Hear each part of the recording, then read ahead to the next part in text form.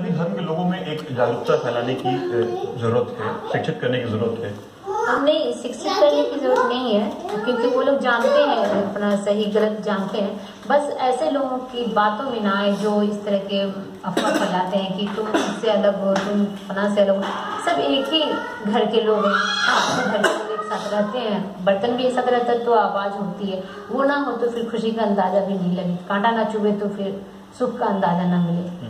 तो वो तो होता रहेगा, बट ये चीज को लोगों के बहकावे में ना आए कि वो क्या कर रहे हैं हम उन्हें सुने और बाकी को इग्नोर करें, बल्कि वो उनका दिल क्या कहता है, वो क्या है, उस पर ध्यान ज्यादा दें। शायद जैसे एक धागा हो गया, उसे हर कोई तोड़ लेता है, लेकिन उन धागों से बनी हुई रस्सी जो होती है उसे अच्छे से लोग तोड़ नहीं पाते। शायद यही कौमी एकता की जरूरत है। यही एकता की जरूरत है। और सबसे अच्छा एग्जाम्पल है जब पाकिस्तान पे जब हमला हुआ था, अंदर घुस करके बांग्लादेश ने वार किया था, तो हिंदुस्तान के हर एक धर्म के लोग आवाज उठाए, वहां जाके नहीं, यहीं से आवाज उठाए, तो बांग्लादेश ने खाली कर दिया, पाकिस्तान को आजादी मिल गई बांग्लादेश। तो ये एक अच्छा एग्जाम्पल है, यूनिटी में बल है, ये तो हम जानते ही हैं, बचपन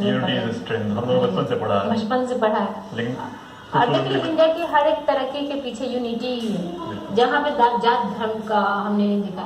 सबसे पहले तो ऐसे लोगों को बाइकआउट कीजिए जो धर्म के नाम पे अपना वाहवाही करना चाहते हैं, अपने आप को बेस्ट दिखाना चाहते हैं। सबसे पहले उन्हीं लोगों को बाइकआउट करना चाहिए जो कहे कि धर्म, तुम इस धर्म के हो तो हम तुमको सपोर्ट करेंगे। सबसे पहले उनको बाइकआउट।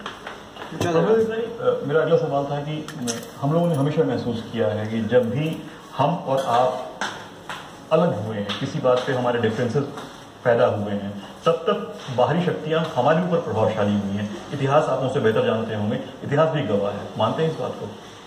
यही घर फूटे गंवार लूटे। जब हम आपस में लड़ेंगे